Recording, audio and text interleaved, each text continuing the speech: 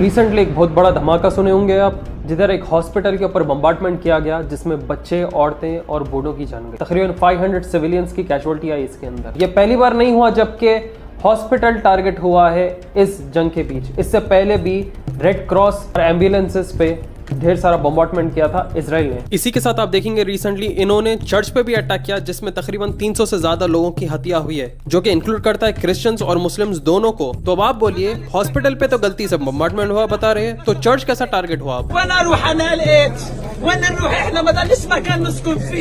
मगर westernise media क्या बताता है? इजराइल हमास को ब्लेम करता है हॉस्पिटल के लिए और हमास का ऑर्गेनाइजेशन कहता है कि हम उस वक्त पे बम्बार्टमेंट किए ही नहीं। चंद वक्त पहले भी बेबीज को सर खलम करने के र्यूमर्स आप देखे थे होंगे। लेटर ऑन इजराइल बोला कि नहीं, वो हम नहीं बोल रहे थे, वो हमारा एक जर्नलिस्ट था जो कि गलती से बोल दिया। Hamas run health ministry in Gaza blamed an Israeli airstrike after a deadly explosion. These are images that have been put out of the Gaza hospital attack site. Protests erupted following the explosion, leading to clashes between demonstrators and police. Israel में अब क्या चलते रह रहा? अगर आप इनके Snapchat पे देखते रहे तो इनके पास पार्टी, नाच, गाना, शराब ये सब चलते रह रहे। वही सेम टाइम पे अगर आप गाजा सिटी में देखें तो आप देखेंगे कि इनके जमीना बर्बाद हो रहे, बम्बार्टमेंट हो रहा। ये कोई चीज क्यों नहीं दिखा रहे? ये लोग बोल रहे हैं कि हमास का ऑर्गेनाइजेशन के ऊपर बम्बार्टमेंट करना है, मगर इनके पास तो खाली पार्टी, शराब, कबाब ये सब चीजें चल रही। इसी के साथ जो बिडेन का भी एक वीडियो है, इंटरव्यू जब ये इजराइल को विजिट किया कि मैंने देखा कि आगे वाली टीम से अटैक हुआ है, इसमें तुम्हारी गलती नहीं थी। Done by the other team, not you. So we got to overcome a lot of things. क्योंकि ये हॉस्पिटल मुस्लिम हॉस्पिटल नहीं था, ये क्रिश्चियन हॉस्पिटल था। मिक्स रिलीजन के लोग ट्रीट हो रहे थे। कई सारे इंडिपेंडेंट मीडिया हाउसेस है, वो लोगों ने वीडियो डाला कि जो अटैक हॉस्पिटल के ऊपर था उसके ऊपर आप एयरप्लेन या फ्लाइंग जेट देखेंगे, उसी के जाने के बाद ये मिसाइल आके ड्रॉप हुआ। तो इतना जो टारगेटेड अटैक होता है ना, वो सिर्फ इजराइल कर सकता है, क्योंकि हमास के पास ऐसी इतनी टेक्नोलॉजी नहीं है। वो लोग के पास मिनिएचर रॉकेट्स है, क्योंकि पहले भी चर्चे उठाए गए थे कि हमास को ईरान की तरफ से रॉकेट्स आ रहे हैं और वो लोग एक बेसिक पाइपलाइंस के थ्रू इन रॉकेट्स को छोड़ रहे हैं। तो हमास जैसा ऑर्गेनाइजेशन फलस्तीन में कैसा बॉम्ब गिराएगा? फिर हमें ऑनलाइन ये भी वीडियो मिलता है विद टाइम एंड डेट कि इजराइल के फ्लाइंग जेट्स रात में ऊपर से जा रहे हैं और वो बॉम्ब छोड़ रहे हैं और वो सीधा आके हॉस्पिटल पे गिर रहा है।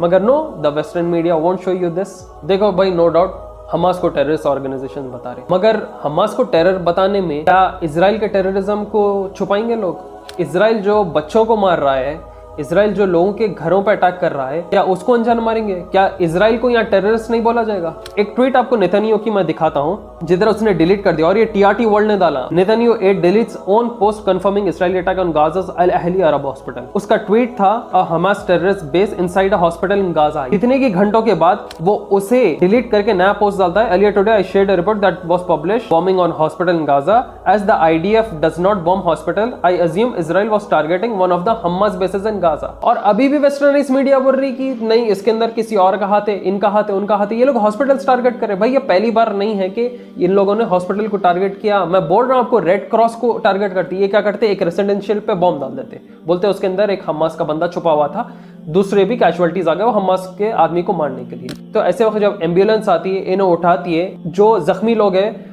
उनको ट्रीट करने लेके जाती है, तो ये फिर सेम जगह बम्बार्टमेंट करता है ताकि उनको वो ट्रीटमेंट वाली मदद भी ना मिले। देखो, आप हमेशा मूवीज में देख रहे हैं, आप हिस्ट्री बुक्स में पढ़ते हैं कि हिटलर ज्यूज को मारा, हिटलर ज्यूज को मारा, हिटलर ऐसा करा वैसा करा। कभी हमें हिस्ट्री में ये बताया गया कि हिटलर आखिर ये ज्यूज को क्यों मार रहा है? जो ज्यूज को फलस्तीन में जगह मिली वर्ल्ड वॉर 1, वर्ल्ड वॉर 2 के बाद, ये हिटलर इन लोग को क्यों मार रहा था? क्या मकसद था उनका इसका इन लोग को मारने में? ये कभी हमें हिस्ट्री बुक्स में पढ़ाया ही नहीं गया। क्यों नहीं पढ़ाया गया हमें समझ नहीं आ रहा। हिटलर की वजह क्या थी इनको मारने के लिए? ये कभी आप लोग सर्च करिए, कभी आप सोचे, इसके बारे में किताब में छपा हुआ भी नहीं है। मगर क्या इजराइल के ये टेररिज्म को कोई जस्टिफाई नहीं करना चाहते? शर्म की बात यह है, जब कुरान को बर्न किया जाता यूरोपियन स्टेट्स में तो उसे फ्रीडम ऑफ स्पीच कहा जाता है। उसी वक्त पे जब आप साइलेंटली पीस के लिए आवाज उठाते हो फलस्तीन के लिए, तो आपको यही यूरोपियन स्टेट्स में अरेस्ट किया जाता। नहीं, आप फलस्तीन के लिए आवाज नहीं उठा सकते, आप उनके पीस के लिए आवाज नहीं उठा सकते। तो किसी के रिलीजन के तरफ ठेस पहुंचाना आपको अलाउड है, किसी के लिए आवाज उठाना नहीं, यू आर नॉट अलाउड। और एक न्यूज आती है जिधर तुर्किया में मैकडोनल्ड्स को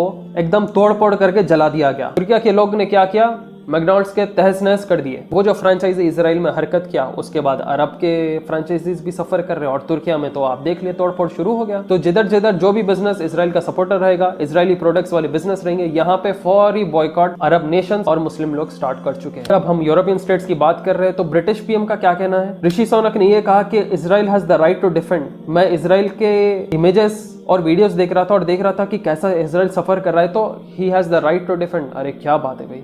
Above all, I'm here to express my solidarity with the Israeli people.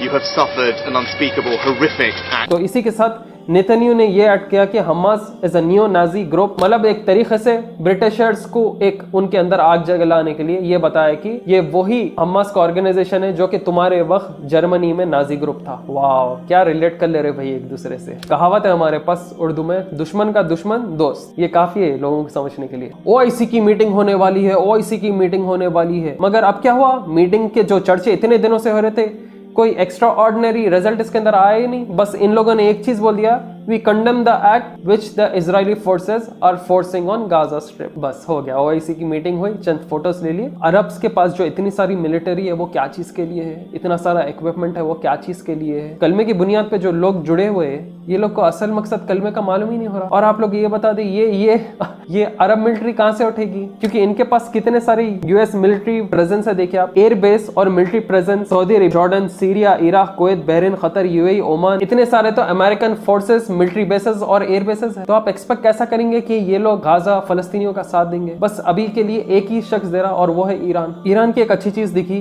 वो मुस्लिम कंट्रीज को बोल रहा है कि तुम जंग भी नहीं कर रहे हो तो एटलीस्ट सैंक्शन डालो इसराइल पे, इसराइली स्टेट्स के दोस्तों पे। ईरान कह रहा है कि ऑयल एम्बार्गो डाल दो इनके ऊपर, ऐसा सैंक्शन इंपोज करो इसराइल पे कि ये अटैक्स रोक दे। एटलीस्ट सीज फायर हुआ ना, कोई कंडीशंस ठीक होते दोनों तरफ। उनके पास कोई रिसोर्सेस नहीं है, ऑयल पे जितना डिपेंडेंट है ना अमेरिका, आप मानेंगे नहीं। एक वक्त ऐसा था ये तेल के लिए अरबों के तलवे चाटते थे, मगर मैं आपको बोला ना मेरे लास्ट वीडियो में, कितने लाखों करोड़ की ये लोग ट्रेड कर रहे इजराइल अरब नेशन। और रही बात कहां से करेंगे भाई, जब आप ऐसे वीडियोस देखते हैं जिधर अरब और ये सो कॉल्ड ज़ायनिस्ट मिलके बिजनेस कर रहे, एक साथ नाच गाना कर रहे, अरे गारे पी रहे, ये वीडियोस देख रहे हैं ना आप लोग।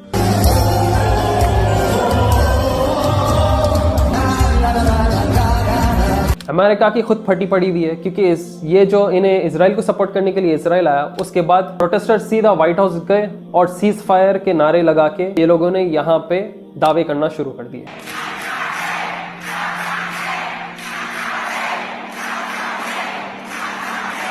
इसी के साथ इन्हें अरेस्ट किया जाता है। अब क्या हुआ, यहाँ पे पीसफुल प्रोटेस्ट नहीं दिख रहा इन लोगों को। नहीं, कुरान बर्न कर रहे वक्त इनको फ्रीडम ऑफ स्पीच। अब थोड़ा बहुत फ्लक्चुएशंस आप इंडियन मीडिया हाउसेस में भी देखेंगे, क्योंकि चंद वक्त पहले आप एक ट्वीट देखे थे प्राइम मिनिस्टर नरेंद्र मोदी का इसराइल को सपोर्ट करते हुए, फिर उसी के बाद अब आप ट्वीट देख रहे गाजा की तरफ सपोर्ट करते हुए। तो यहाँ पे बहुत मिक्स फ्लक्चुएशन, मिक्स इमोशंस चल रहे इंडिया में, इंडियन मीडिया में। तो देखो, हमारा यही मकसद था आपको वीडियो बना के दिखाने का कि असल में हॉस्पिटल को कौन मारे, कौन किसको सपोर्ट कर रहा, अरब्स क्यों खामोश बैठे हुए, ओआईसी मीटिंग का रिजल्ट क्या रहा, और पूरी दुनिया में कैसा आवाज उठाई जा रही है फलस्तीन के लिए और उसको कैसा दबा दिया जा रहा। हमारे लेटेस्ट पोस्ट भी अगर आप देखें तो हमें स्ट्राइक्स पड़ते जा रही, चाहे वो फेसबुक रहो, इंस्टाग्राम रहो, तो हमें बहुत देख समझ के वर्ड्स यूज करना पड़ता है, देख समझ के आपको ग्राफिकल वीडियोस दिखाना पड़ता है, वरना हम भी डेंजर में आ सकते हैं। तो दोस्तों, होप आप लोग वीडियो पसंद आई हो।